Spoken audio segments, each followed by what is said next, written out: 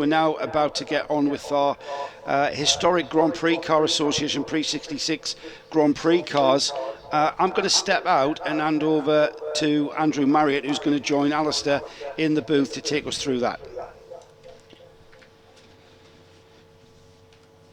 So we got this slight delay due to the collection of a number of cars from around the circuit. A long shot there of Breeden Hill, which is very close to the circuit, and that church on top of the hill, and then as the camera pans out you'll see that most of the hill has been quarried away and the church now sits on a pinnacle, which is a nice place to visit actually. There's a lovely view from up there, and that's just across the road from the circuit. And welcome to Andrew Marriott, who's resting his weary legs. Well done, Andrew. Thanks very much, Alistair. And also just talking with Jonathan Palmer in the paddock. Now, we read the introduction to the programme, said Jonathan wouldn't be here this weekend, but he couldn't keep away, so he's chopped his way in and having a quick look round. But of course, terribly excited about the news that MSV has bought Donington Hall and are going to turn it into a luxury hotel. Yeah. And meanwhile, there's another building next to it, and I must admit I've forgotten the name of it, and they're going to turn that into a sort of motor house, an upmarket motor house. So that's great news. Jonathan never rests, does he? And it just keeps doing new things and expanding.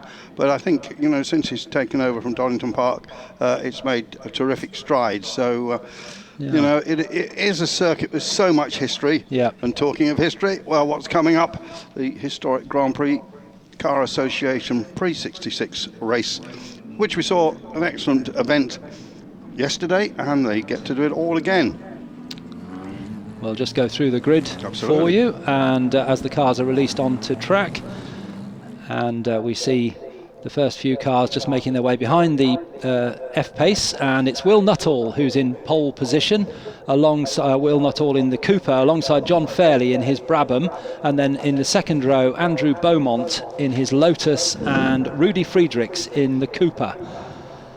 Moving back down the grid, we've got Mark Shaw in the ex-Jim Clark Lotus, and next to him Justin Mayers, a familiar name, in his Cooper, and then row 4 is Barry Cannell in his Brabham and Eddie Williams in his Cooper. Then it's Nick Taylor in the Lotus and Rod Jolly in the Cooper, and then behind them Guillermo Fierro in the first of the front engine cars, the Maserati 250F, beautiful car, and Geraint Owen in his front engine Curtis, 12th on the grid. Then we move back a row to John Spears in the Maserati, a similar car, 250F, and Ben Mears in the Cooper. And then it's Klaus Lear in another of the Maserati 250Fs and Paul Wayne in his Cooper. Then it's Stephen Jobstall in his Lotus and Elliot Hahn in his Cooper, and then a pair of Coopers for Cliff Gray and Alex Simpson. Chris Phillips is next up in his Cooper alongside Tevian Salisbury in his Lotus, and then it's Stephen Banham in the Cooper with Tom Dark in his similar car next up. And watch for Tom Dark coming through, he's a quick driver. Jeff Underwood is next up in his Cooper Alpha with John Emery in the Brabham. And then the penultimate row is Robert Pullin's Lotus and James Willis in the Cooper, and bringing up the rear of the grid, Andrew Miles Griffiths right at the back. Let's hope he doesn't have any problems in his Cooper, but a very quick driver. Absolutely, and just to add, you said Guillermo Fierro. He's actually Guillermo Fiera Elena, but that Elena bit dropped off. It's the Spanish way of using the mother and the father's name.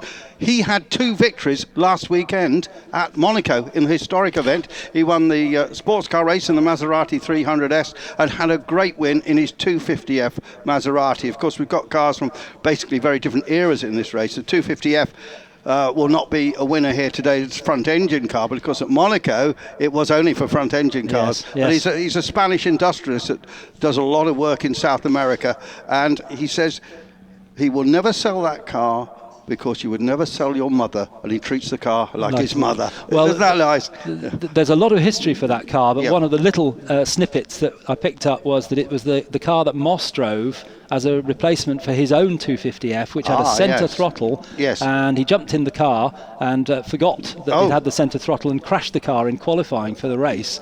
or practice as it was called. It was also one of two 250Fs that Maria Teresa de Filippis raced. Yes. And if people don't know and haven't heard that name, she was the first woman ever to start a Grand Prix. So she's got a bit of history.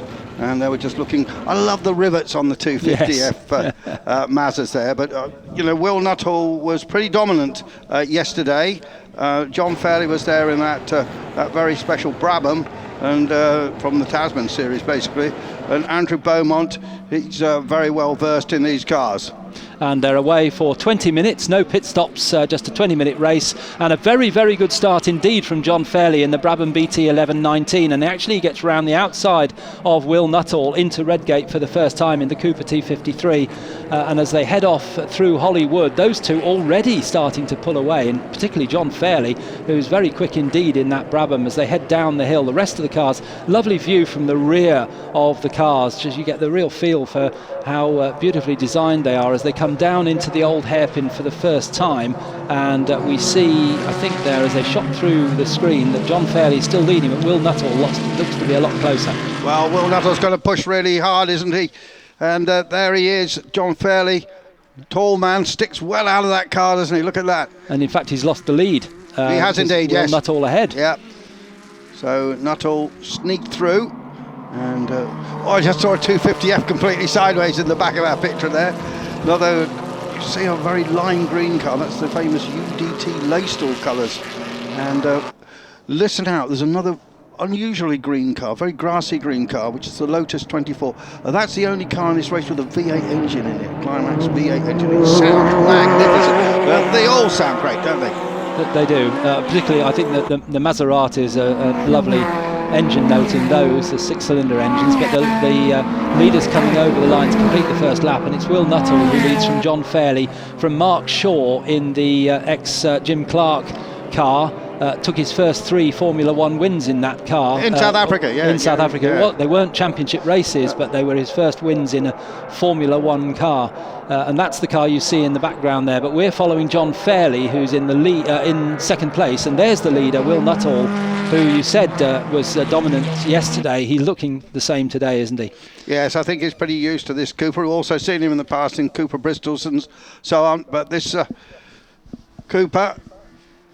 We've got Coopers of very different generations in this race, haven't we? I think got about 5 or 6 different iterations as they went from leaf spring to more conventional rear suspension.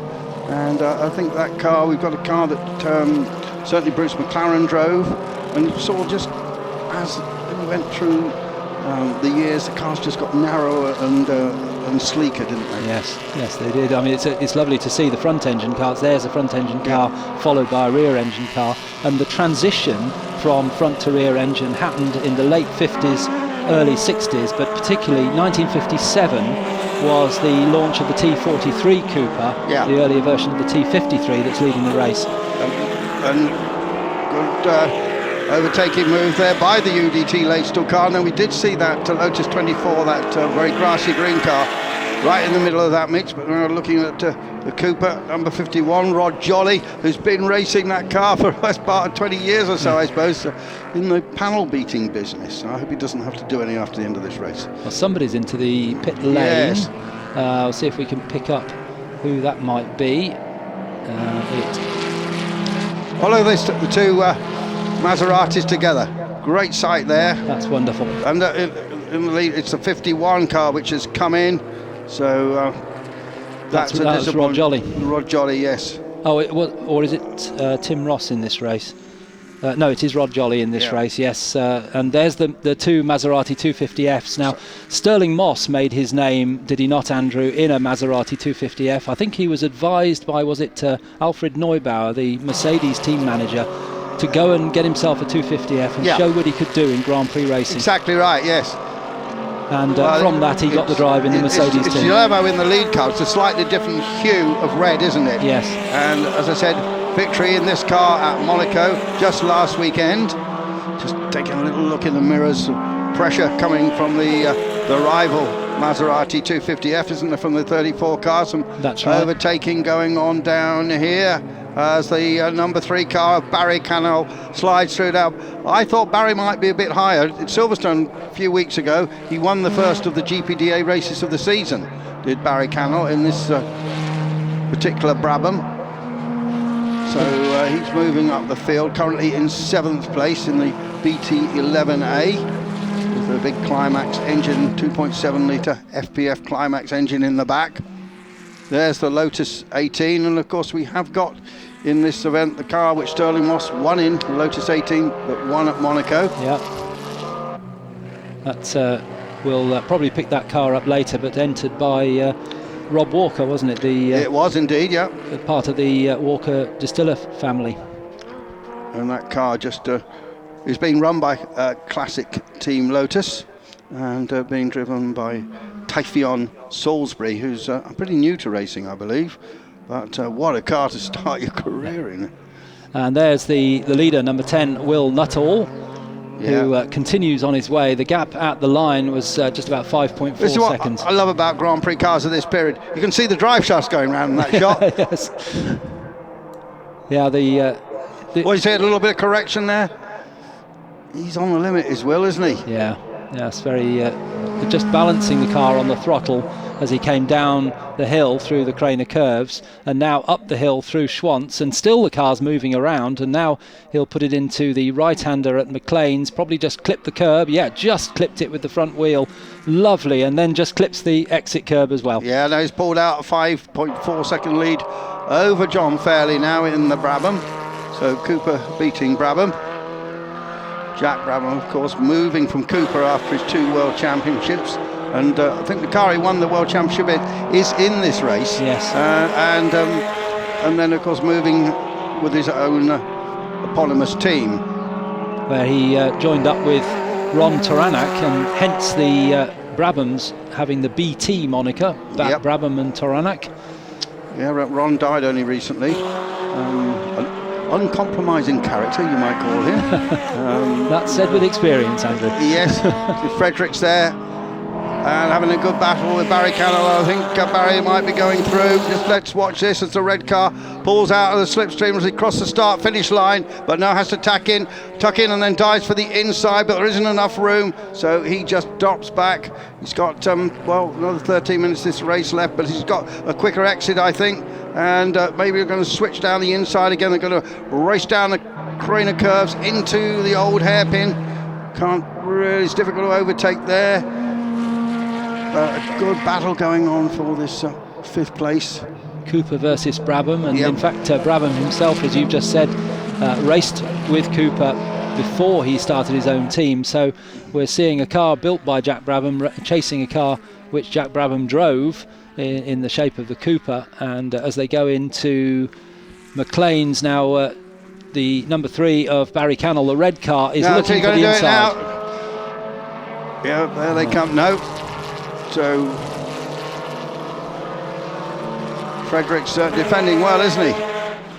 Yes, he's been out already today in his pre-war car. So with great success, of course. Of course, yes. And you can see the brakes go on. That's another nice thing. The cars actually move around, don't they? And as the brakes come on, you see the front dip and then accelerate away. Well, all those mechanical things are happening, aren't they? Which we don't see these days. Now, I think this could be it this time. And of course, they've got somebody else in front of them. Andrew Beaumont it is, but no, again, couldn't make it stick. Andrew Beaumont just ahead in 4th place overall, running the blue helmet with the yellow peak, just like Ronnie Peterson. Yeah, I think it. So for 8 seconds the lead now. Those 2 Ferraris, so absolutely, but Maseratis, I should say, stuck together. And there's the Moss car. Yep, there's the Moss car. Number 20. Yep. That's the car that Stirling Moss won the 1960 Monaco Grand Prix in. Against all odds, of course. Absolutely, against the might of Ferrari. Yeah. In that little Lotus, it was a stunning drive, and he took the side panels off to increase cooling, didn't he? He did indeed. You could actually see many photographs of it where you can actually see Stirling's legs. Yeah. And actually being passed by a car that Jim Clark drove, number 99, Mark Shaw. Yeah, in the classic yellow wheeled car. And down to Redgate, we see just in the bottom of the picture there the second place car of John Fairley. We're looking now at Mark Shaw in the 99 Lotus. He's in third place. And then behind will be that battle with Beaumont, Friedrichs and Barry Cannell that we were watching earlier on. As here's a Cooper Bristol coming down with the yellow nose. That's the type of car that Mike Hawthorne made his name in before he became the first world champion in 1958. We're going back in time here. Just see the huge differences we've made in the period of only 6 or 7 years in racing car design. Yeah, the front-engined Cooper with the rear-engined Lotus, completely different shape. Here we're looking at the number 33 car of Chris Phillips, the Cooper Bristol from 1953, with the 2-litre Bristol engine, which was actually liberated from BMW. It was actually their engine for their 328 car, wasn't it? And the British engineers looked at it and said, that's a bit good, we'll have that at the end of the war, and it became the Bristol engine. Meanwhile, Will Nuttall all the time is pulling away from John Fairley. And then still a bit of a battle going on, isn't there, for third spot. And another of those gorgeous Maserati 250Fs. That's Klaus Lear's car. That's actually a CM5. Which CM is Cameron Miller. Yeah. I think he built 10 of them. 12, I believe. 12, was it? Yeah. Well, they always said, didn't they, there were 25 Maserati 250Fs built and all 35 are running well now. Yeah, that's exactly right, yeah. So that's being followed by the James Willis Cooper T45, number 42, following the front and rear engine, and that's really the tipping point of Grand Prix racing. The 42 car, one of the very early rear engine cars. And now look, the 250F side by side, and slightly different openings to the front, isn't it? Just a little bit of can't be quite the same age, those two cars, can they?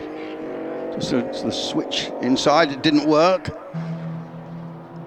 But how wonderful to see these cars, because it didn't race here in period. The circuit wasn't in operation back then. No, but it's a car that won Manuel Fangio, the great Fangio, who won 5 world championships. I think he said it was his favourite front-engined Grand Prix. Well, he only drove front-engine cars, but it was his favourite car.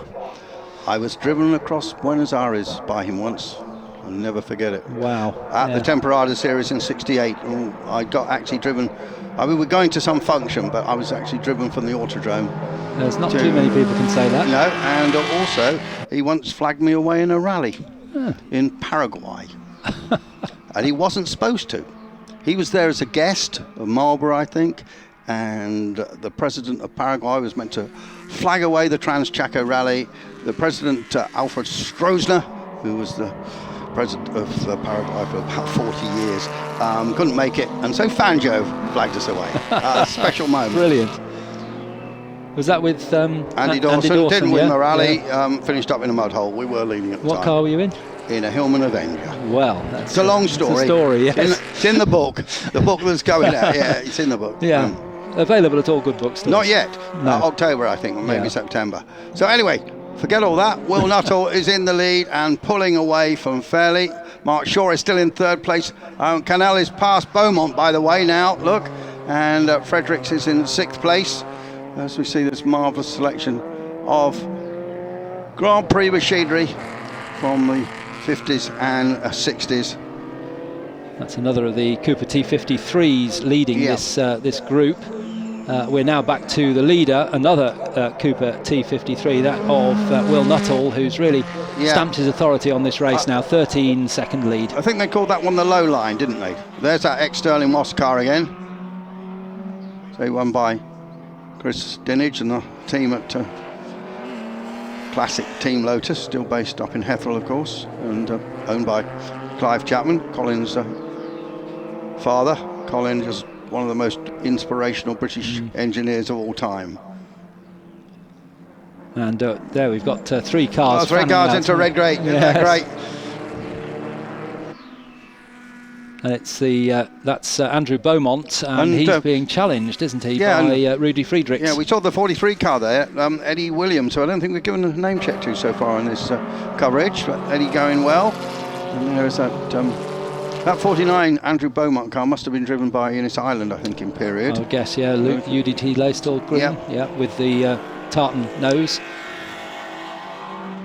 They even painted a Ferrari that colour once.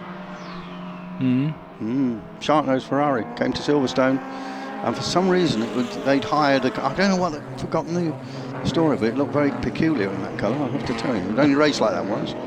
Andrew Beaumont with his Ronnie Peterson replica helmet, and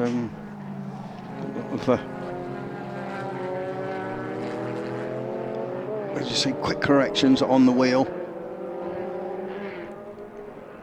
Nuttall's now opened that gap out to 15.5 seconds, just 5 minutes, just under 5 minutes remaining now, and another challenge here. And Andrew Beaumont locked in a battle there with Friedrichs. And interesting treatment of the front and rear openings of the Lotus as Friedrichs gets through. Yeah, he does. Up into McLean's, the square opening at the front, but if you see the car from the back now, almost triangular at the back.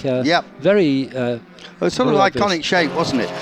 We've also seen Lotus 21. The chassis was very little different. They just managed to smooth out the bodywork and just lower it a bit, so mechanically they were very similar, the 18 and 21.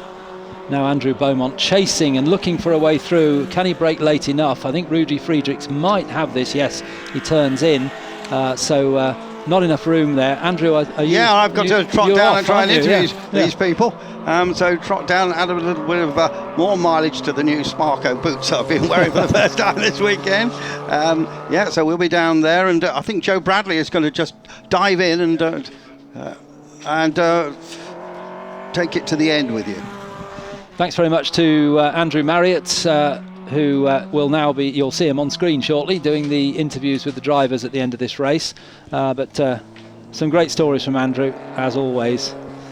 Very, very enjoyable as we watch the closing stages. 3.5 minutes to go in this race, with a dominant Will Nuttall still leading by 18 and 3/4 seconds from the Brabham of John Fairley, as we look at the John Emery Brabham BT4, one of the very early Brabham Taranac designs.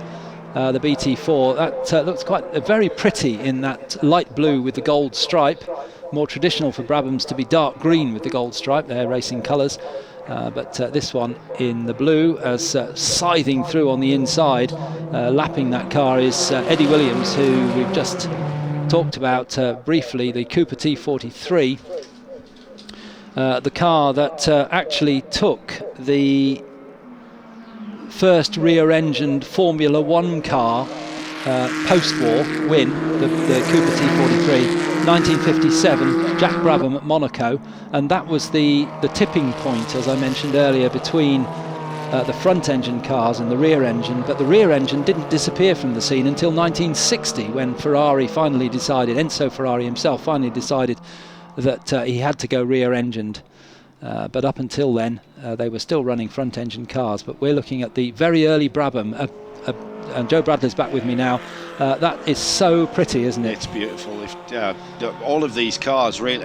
Once again, I'm going to say it again, it's the Donington Historic Festival time machine. We're back there. We're back to the mid-50s, early 60s, and it was a period of transition. And if you think about it in contemporary terms, we're about to go to a new regulation next year for Formula One, and it's exactly the situation they were in 1960, where the transition into 61 to the 1.5 litre formula. We also had that design transition from front engine to rear engine and what was best, and I think what kind of sped that on was the smaller engine suited the rear engine cars better in that period of 61 to 65 before they decided enough was enough and let's go back to a 3 litre. And the Coopers, which were the dominant rear, or the cars that really brought the rear-engined design into Grand Prix racing, that all came from their time racing in the much lower powered formula in the 500 cc's with Stirling Moss, of course. I mean, he was there throughout the whole thing.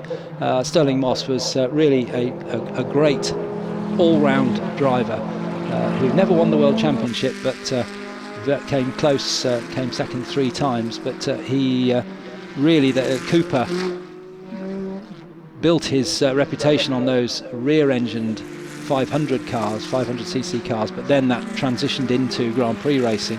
As we're counting down towards the end of the race, still Will Nuttall leads, and I did notice earlier on Will is not hanging about, is it? He's got a big lead, and he's still really pressing on. As he's kept that rhythm that you do, don't you? He's kept to a rhythm. If he tries to slow down, he's probably going to make a mistake.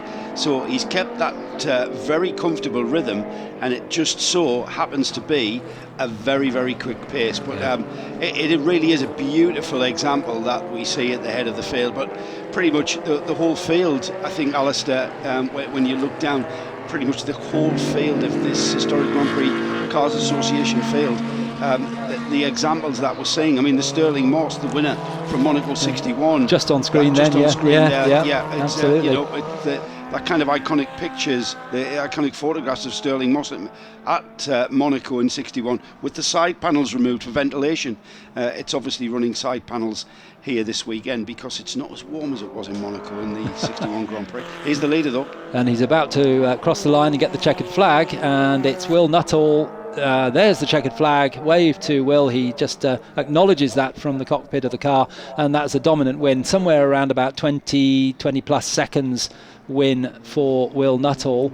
And then we've got other cars coming through the chicane, including that wonderful Maserati 250F of John Spears, who we've seen out a number of times. And there's the 31 car of Guillermo Fierro, actually Fierro Elena, as Andrew Marriott correctly put on our notes, the full name of Fierro in the 31 Maserati 250F.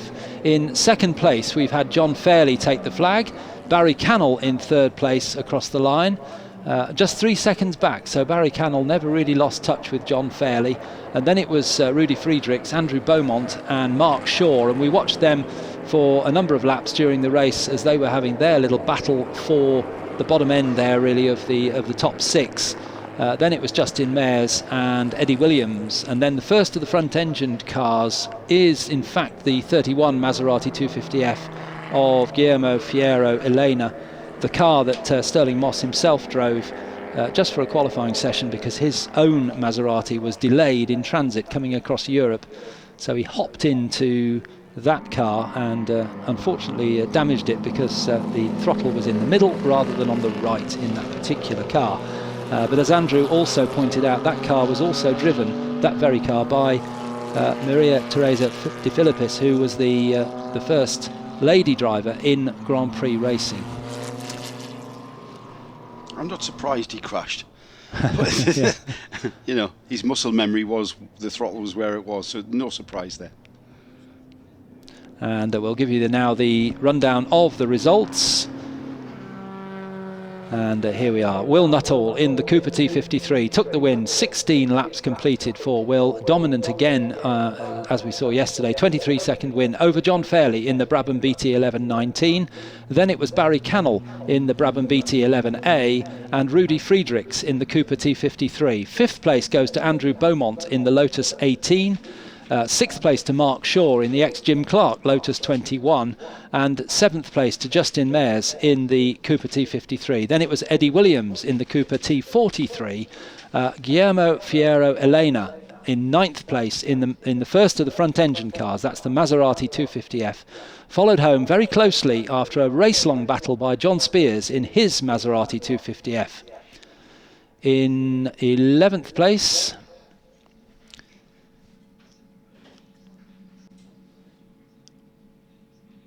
was Nick Taylor in the Lotus 18, and in 12th place Paul Wayne in the Cooper T53. James Willis took 13th in the Cooper T45, and Klaus Lear in the third of the Maserati 250Fs in 14th place. Then the Cooper with the Alpha engine, the T56-59 of Jeff Underwood in 15th place, John Emery in the Brabham BT4 in 16th place, and Tevian Salisbury in that historic Lotus 18 in 17th place, the ex-Moss Monaco winning car. And then it was Cliff Gray in 18th place in the Cooper T43, 19th to Chris Phillips in the Cooper Bristol Mark II, and in 20th place Alex Simpson. Then in 21st, Rod Jolly, who retired early on, I think, or did he get back into the race? Perhaps he did, in the Cooper T43 51. Stephen Banham in 22nd in the Cooper T45, and Tom Dark in 23rd in the Cooper T51. Ben Mayers, I think, retired in his T51, and Stephen Jobstall retired in his Lotus Climax. So that was our 25 cars in that race, and apart from really enjoying the colours and the being able to see the drive shafts moving and all that goes with it, it was lovely to listen to Andrew just reminiscing on his time in motorsport, which goes back many years. Yeah, he's got a book coming out, you know. Has he? He hasn't mentioned it I don't think very he has, much this weekend, certainly not on air, but that's due out in September, and he's Andrew to tell us all about it. Yeah, it's called Is There Much More of This? Well, the book's called Is There Much More of This? And I'm not sure if there's much more down here, but Will Nuttall, 2 out of 2 ain't bad. No, it was all good. It's great fun to drive around here, and especially in this amazing car. It was a bit warmer today. Did that make any difference? The car feel just about the same? Well, it was a bit better today because we had spots of rain yesterday at the start, which actually made it quite tentative for the first couple of laps. Today it was perfectly dry and there wasn't much oil down at all, even though there was a bit in the last race, but it was offline, so it was actually nice to drive around. Wills, what's the situation for the season? You're going to be racing this car regularly at places like the Silverstone Classic? Yeah, definitely at Silverstone Classic. We're hoping to be at Dijon and Paul Ricard in June, but obviously dependent on whether we can travel. All right, so hopefully we'll be out in it a few times. Okay, well, thanks, Ray. Let's move over to second place. It's John Fairley again. Well, hello, second again, twice. yeah. You got nothing for the youngster there, but you had a very good run to second place again. Yeah, it was a very lonely race. Will was in a class of his own today, so I tried, but that was that. He disappeared into the sunset. I'll ask you the same question I just asked Will. What's the plans for the season? You're going to carry on doing this championship and go to Dijon and places? Yeah, probably not make Dijon, but definitely branch out Silverstone, and then back end of the season will be following the tour around, hopefully. So yeah, it's great to be out. Well, all the excitement was actually down the battle for third place. And this young man here, Barry Cannell, you came through the field. You did a great job. Yes, I started 7th, following on from yesterday's difficulties, and I just had a great race. I struggled to get up from 7th for quite a while, and then I got past Rudy Friedrichs. He was balked by a tail ender, and I slipped by, and then I could do my pace. And then I just picked off, to get up to 3rd. So, no, I enjoyed the race immensely. What were the problems yesterday? Well, I made an unexpected visit to the pit lane. I spun coming out of Yeah, you did, didn't you? Yeah. the last chicane, and I had the biggest tank slapper in the world, which woof, woof, woof, woof, and then a final spin which put me in the pit lane. Well, it's been an exciting weekend for Barry Cannell. That's all the news from down here in the pit lane, and back to you in the commentary position.